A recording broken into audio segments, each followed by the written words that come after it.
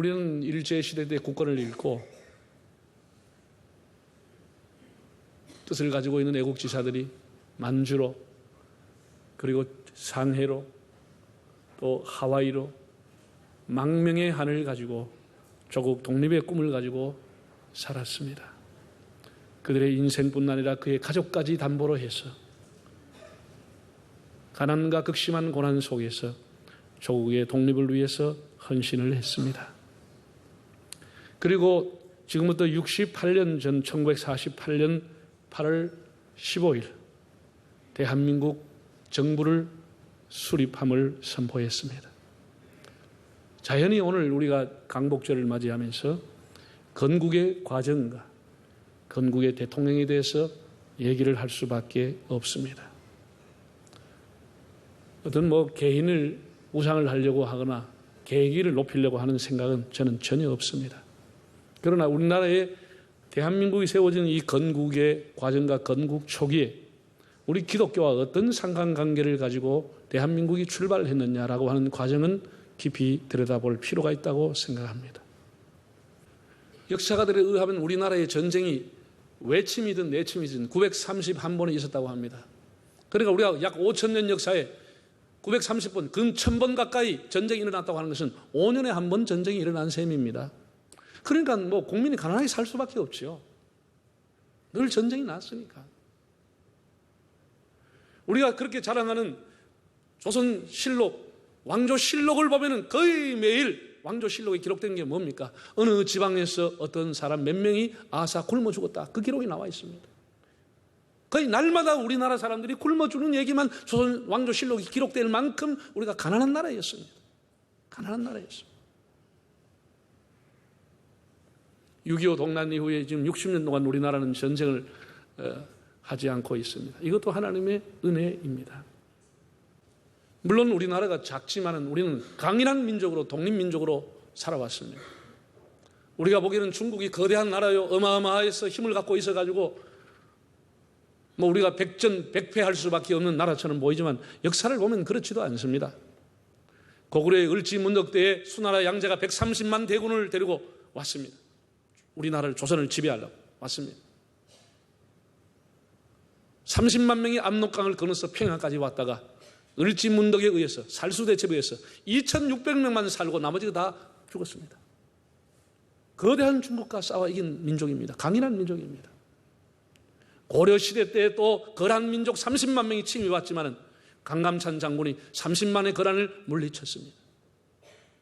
일본이 엄청나게 도요토미 히데요시가 전국을 통일하고 수만 명의 군대를 준비하고 수백 척의 함대를 가지고 조선을 공략하고 속국을 만들어 왔습니다. 그게 임진왜란 아닙니까? 물론 우리 강토는 초토화가 됐습니다. 엄청난 백성들의 피해가 많았습니다. 그럼에도 불구하고 우리는 우리의 주권을 잃지 않았습니다. 이순신의 한산도 대첩, 명량 대첩, 권율 장군의 행주 대첩, 김시민 장군의 진주 대첩 등등을 통해 가지고 우리는 일본을 기어이 몰아내고 우리가 여전히 주권을 가진 자주국 국가로 살게 됐습니다. 여러분, 우리는 고유의 문화와 역사를 가지고 있으면서도 서양의 앞선 문물을 받아들이거나 교육에 진력하는 것이 아니고 안주하면서 서로가 당파 싸움과 세력 싸움만 해왔습니다. 온 나라를 양만과 평민으로 나누었습니다. 반상제도라고 통해서 10%도 채 안 되는 양반을 위해서 90%의 국민이 살았습니다.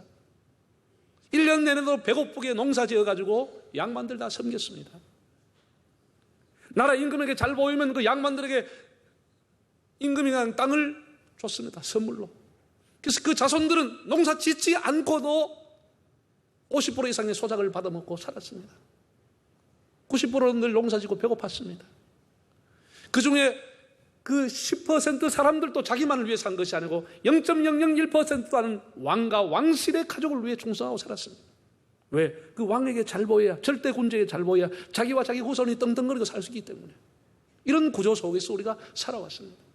여자들 공부 못했습니다. 평민들이 가가 볼 수 없게 다 길 막았습니다. 우리는 우물난 개구리처럼 살아왔습니다. 1592년 임난으로 전국 강토가 쓸어버렸죠. 그로부터 44년이 지난 후에 1636년에 청나라의 태종이 또 군대를 데리고 와서 남한산성을 포위하고 인조가 남한산성에 2달 동안 그 추운 겨울에 1, 2월에 갇혀 있었습니다.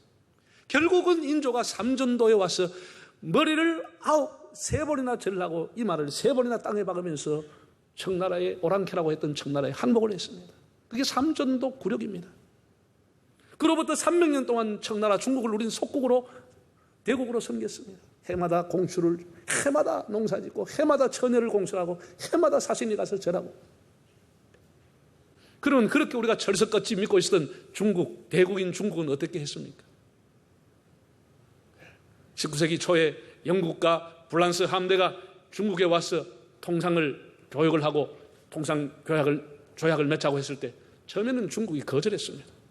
우리가 그 서양의 오랑캐, 동쪽의 오랑캐, 서쪽의 그 오랑캐들하고 우리가 감히 할 수 있겠느냐? 노! 했습니다. 그리고 영국 함대가 대포와 총을 가지고 북경에 와서 왕실에 불을 질러버렸습니다. 그래서 깜짝 놀래가지고 중국이 할 수 없이 문을 열었습니다.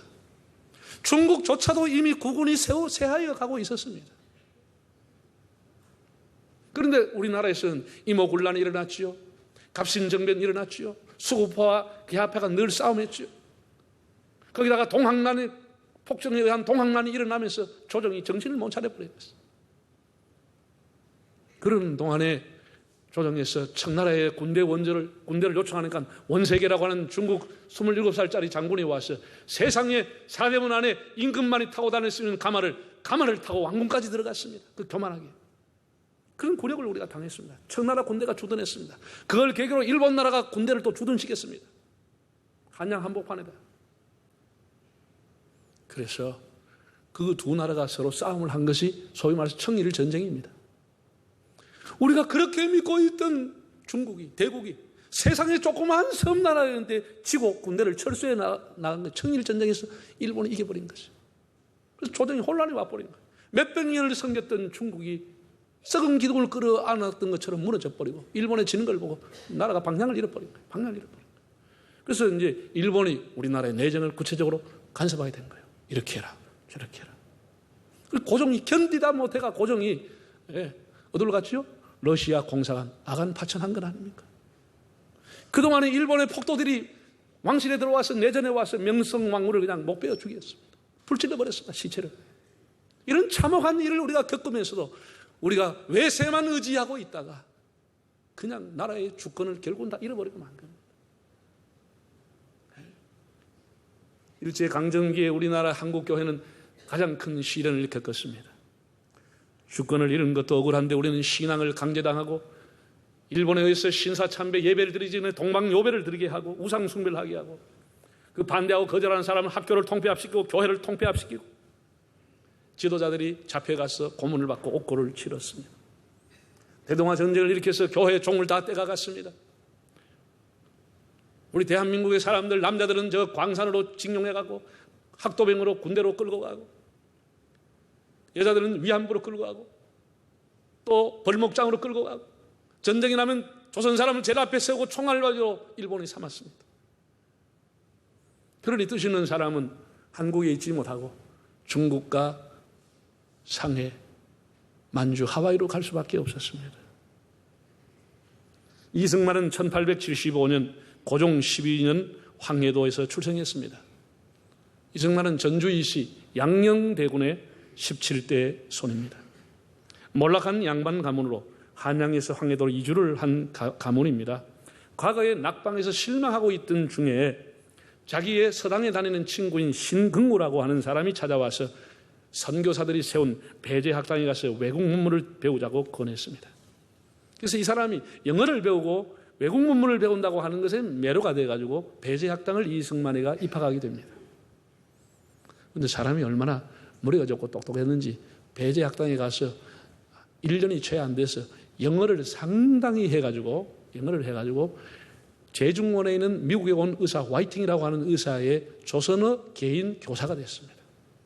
그 외국 의사에게 조선어를 가르치려고 하면 그 사람은 영어를 하기 때문에 영어를 모르면 할 수 없잖아요. 상당한 영어실을 갖고 1년 이후에는 배제학당에 다니는 학생의 신분으로 배제학당의 영어 교사가 됐습니다.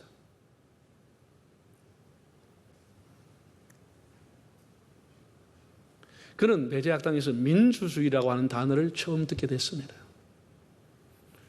우리의 유구한 5,000년 역사에 다 왕들이 있었습니다. 절대 군주인 왕이 있었습니다. 세상의 민주주의라고 하는 것은 국민이 국민의 손으로 그 나라의 지도자 대통령을 뽑는다는 것, 이거는 쇼킹한 일이었습니다. 그래서 이승만의 배제학당을 통해서 민주주의에 관한 것을 배우면서 민주주의에 관한 책들을 읽기 시작하는 겁니다. 민주주의 제도가 무엇인지를 공부하게 되는 겁니다. 그리고 배제학당을 졸업할 때는 감리교 정동 감리교에서 졸업을 하게 됩니다.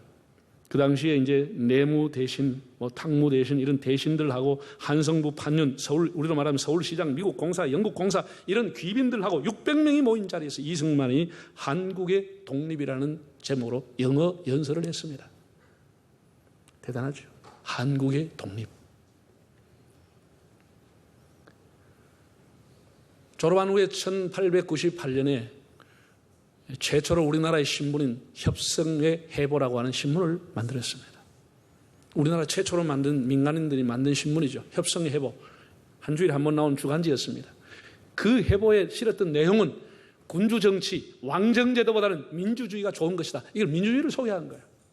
국민의 손으로 국민의 지도자를 선출하는 이것이 정당한 것이다. 이런 사설을 싣고 이런 글을 쓰었으니까 그 참 왕궁에서 볼 때는 이 기가 막힌 노릇 아니겠습니까?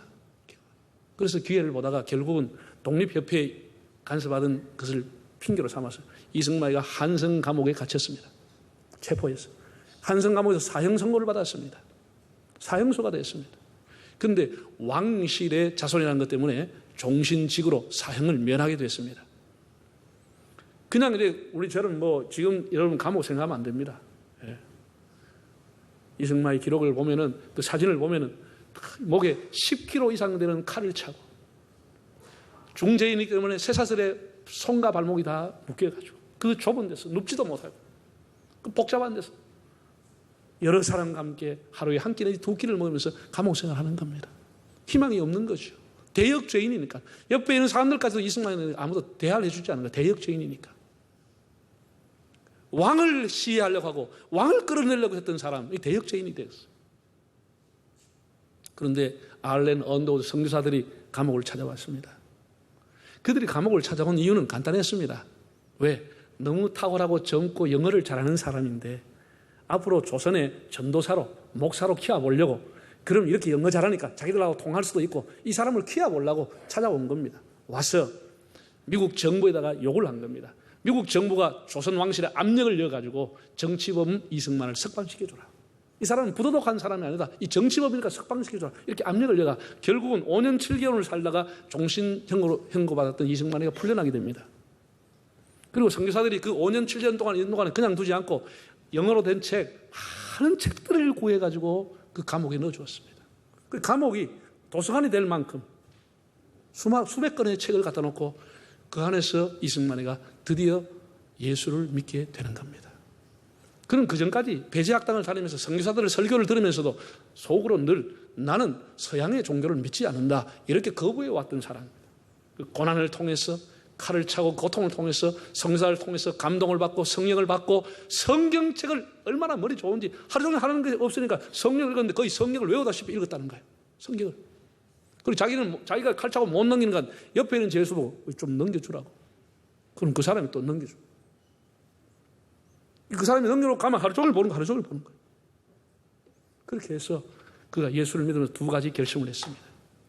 내가 앞으로 기회가 오면은 우리나라는 민주주의 국가를 만들겠다. 민주주의 국가를 만들겠다. 그리고 기독교만이 중국과 일본을 능가하고 이길 수가 있으니까 기독교 국가를 만들겠다. 이 두 가지가 자기 마음에 새겨진 꿈이었습니다. 이승만의 꿈이었습니다. 그래서 그는 하나님 앞에 은혜를 받고 두 가지 기도를 했습니다. 하나님, 이 조선을 구해 주십시오. 일본을 구해 주십시오. 두 번째, 하나님, 내 영혼을 구원해 주십시오. 그는 감옥에서 풀려 나오기를 기도하지 않고 우리 조선을 구해달라고 기도를 했습니다. 제가 지난주도 한번 읽어본 책인데 감옥에서 이 책을 썼습니다. 독립정신이라는 책을 썼습니다. 1904년 그 머리말에 이렇게 써 있습니다. 머리말 쭉 쓰고 제일 밑에 1904년 6월 29일 한성 감옥에서 죄수 리승만 씀. 그래서 그렇게 열악하고 불도 없고 목에 칼을 차고 있는 가운데 그 책, 영어책, 이 책들을 보고 이 사람이 지금 봐도 조금도 부끄럽지 않은 세계의 흐름의 사조를 기록했습니다. 독립정신이라는 책이 있어요. 세계의 흐름, 열강의 흐름을 다 기록해놔. 앞으로 일본이 어떻게 될 거면, 중국은 어떻게 될 거면, 이런 걸 기록해 놓은 거죠. 우리 민족은 어떻게 살 수 있다, 부정부패를 몰아내고 뭐 이런 내용들을 쫙 적어놨어요. 거기에 보면 이런 내용이 나옵니다. 이스라엘을 하나님께서 그 이집트라 이런 나라를 선택하지 않고 노예 약소국가인 이스라엘을 선택해서 서양의 기독교 국가를 삼듯이 이 동양에서 가장 약소국인 조선을 선택해서 동양의 최초의 예수 믿는 나라를 만들 것을 기대하는 글을 써놓았습니다. 그리고 또 그의 그 일기가 있습니다. 1904년 출옥한 이후에부터 일기를 썼습니다. 1904년부터 34년까지, 그리고 망명간 1944년 요 기간 한 30몇 년 동안 일기를 다 써놨습니다. 그 일기가 뭐 어떤 날은 그냥 간단하게 누구를 만나 식사했다 이렇게 적혀 있지만 그 일기가 거의 빠짐없이 주일마다 어느 교회 가서 예배드렸다는 것이 나와 있습니다. 예배드렸어요. 그러니까 이승만이 미국에서 하와이에서만 있지 않고 거의 50주 지역을 거의 다니면서 주일마다 예배를 드렸는데, 예배를 드리는 날도 있었고 절반 이상은 그 교회에 가서 연설을 했다고 되어 있습니다. 설교가 아니고 연설을 했다. 우리로 말하면 간증을 한 겁니다. 미국 사람 앞에 우리 한국 조선이 이렇게 어려우니까 여러분이 우리 조선을 위해서 기도하시고 우리가 하나님을 잘 경외하는 아시아의 최초의 기독교 국가가 될 것이요, 여러분 우리나라를 도와주시오, 이렇게 연설을 하고 다니는 내용이고, 마지막에 보면 그 교회에서 내가 5불 받았다, 혼 떠날 때 그 목사님 내한테 10불 20센트를 줬다, 이 여비를 받은 내용까지 다 기록을 해놨습니다.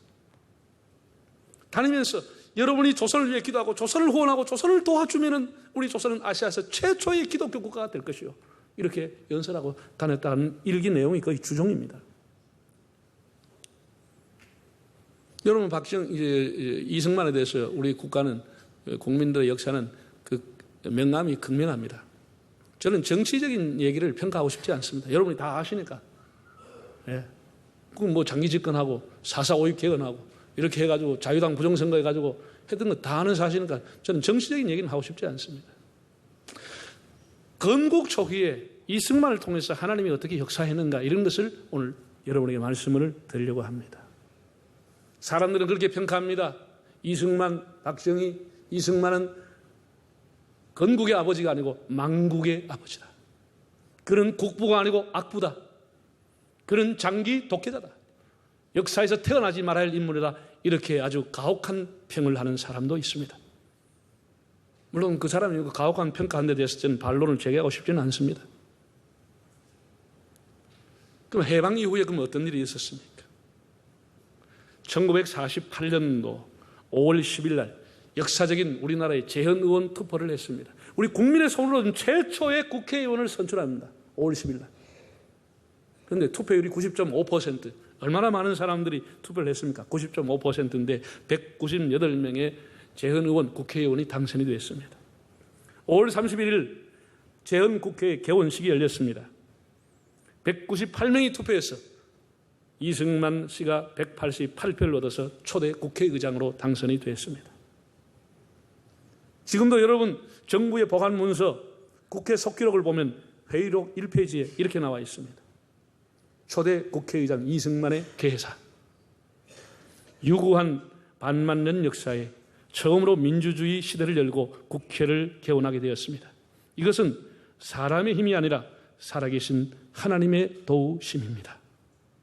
이제 대한민국 독립민주국가 제1차 회의가 열리겠는데요, 종교와 사상을 떠나서 먼저 하나님 앞에 감사의 기도를 드리겠습니다. 이게 1페이지 우리나라 관보 1호에 나와 있습니다. 국회, 여러분 가시가 국회 도서관에 속기록 1페이지 찾아보면 나와 있습니다. 그러면서 사람을 지명합니다. 198명 국회의원 중에 종로에서 당선된 이윤영 의원, 이분이 남산 감리교회 목사였습니다. 이북에서 내려온 목사입니다. 이윤영 의원 나오셔서 먼저 기도해 주시기 바랍니다. 그래서 198명이 다 일어서서 기도를 한 거예요. 하는데 여러분, 보통 목사가 섰다 가면 시간은 길게 갑니다. 상식 아닙니까? 이분이 기도를 얼마 했냐? 사람 세워놓고 기도를, 첫 번째 국회가 개하는 기도 30분 했습니다. 30분을 기도했습니다. 30분. 이게 대한민국의 출발입니다.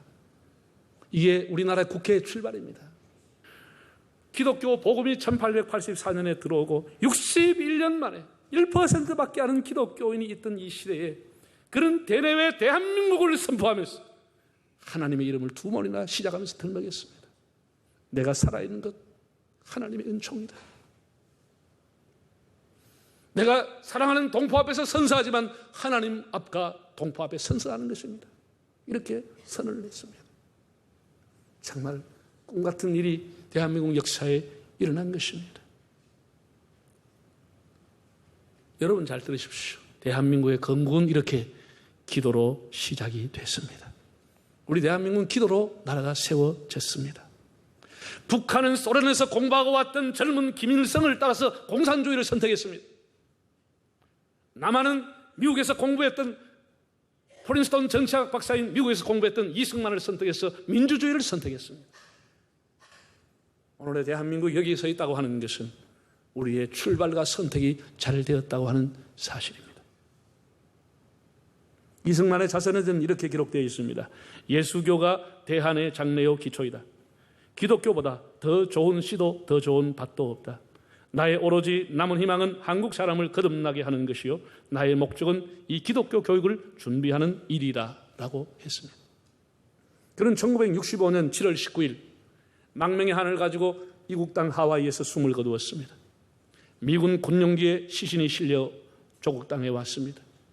동작동 국립묘지에 안장을 하고 난 이후에 허정, 당시 정부 수반 허정 한국일보에 추모사를 기고했습니다. 그 내용은 이것입니다. 대한민국의 국부이시며 아시아의 지도자요 20세기 영웅이신 우남 선생의 장서하심을 슬퍼합니다. 당신 이 나라 민주주의의 확립자요 반공 애국주의자였습니다. 여러분 2차 대전이 끝나고 난 이후에 세계는 재편됐습니다.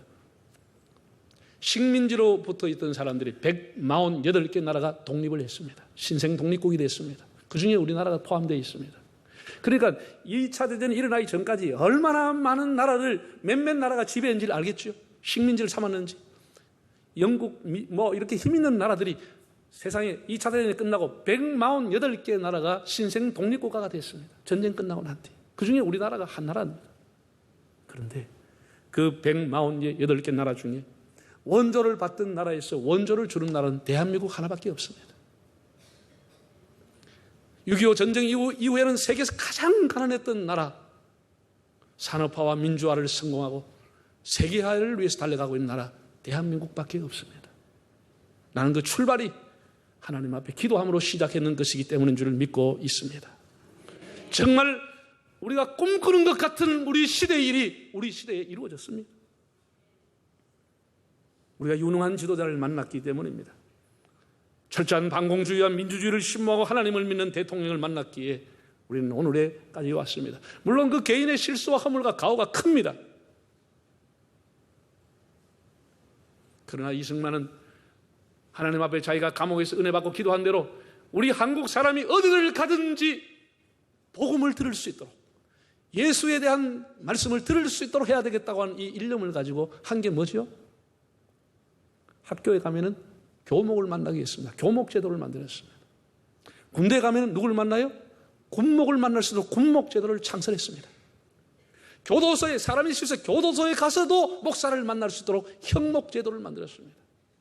제가 안동에서 교회를 섬길 때는 저하고 같이 교회를 섬겼던 분 중에 목사님이 형목 목사였습니다. 주일날 우리 교회 목회하고 평소에는 교도소에서 교목과장과 목사로 사람들을 상담했어요. 형목 제도를 만들었어요. 병원에 가면 아픈 사람이 만날 수 있는 게 원목입니다. 원목 제도를 장려했습니다. 뿐 아닙니다. 우리 교회가 잘 준비해가지고 만든 게 뭡니까? 누구든지 산골에서 들을 수 있도록 CBS 기독교 방송을 허가해 줬습니다. 극동방송 허가해 줬습니다. 다른 종교에서 아무 준비를 못하기 때문에 그 사람들은 허가를 받지를 못했습니다. 기독교가 모든 장비와 모든 것을 원조받고 준비해가지고 국가로부터 방송을 허가받았습니다. 그러니까 이승만이 허가해 줬습니다. 어디든지 복음을 들을 수 있게 하라. 그런 YMCA를 전국에 확산시키기 위해서 초기에 YMCA 국고로 지원해 줬습니다. 시민단체를 만들어라.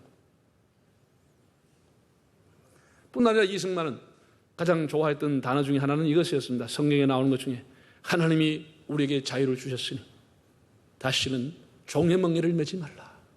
하나님이 우리 자유를 줬으니 다시는 종이 되지 말자. 그래서 종으로 살아왔던 5,000년의 여성들에게 문호를 열었습니다. 반상제도 완전히 폐지했습니다. 여성들에게 문호를 열어서 이승만이 대통령이던 동안에 전국의 공립 여자중학교, 여자고등학교 500개 이상을 세웠습니다. 여자들이 공부하는 시대, 여자들이 공부해야 된다. 그 차별을 다 없앴습니다. 사랑하는 여러분, 제가 오늘 여러분에게 말씀드리고 싶은 것은 우리가 강복절을 71주년을 기념하면서 우리 건국의 초기에 모든 것이 하나님의 역사로 움직였다고 하는 것을 우리는 기억해야 됩니다. 세상 사람 다 몰라도 괜찮습니다. 우리 예수 믿는 사람들만큼은 이 건국의 기초가 하나님 앞에 기도하고 출발했던 걸 알고, 나라를 세웠던 기초가 하나님을 경외하는 것에서 세웠다는 걸 알고, 우리가 이 국가를 계승 발전하기 위해서 정말 국가를 위해 더욱 기도하고 애써서 우리 금수강산 더 이상 외세에 침범받지 않도록, 더 이상 남은 나라에 기대해서 내정을 간섭하지 못하도록 우리가 공력을 기르고 하나님 앞에 국가를 위해 기도하는 여러분들 되시기를 바랍니다. 우리 다 머리 숙이겠습니다.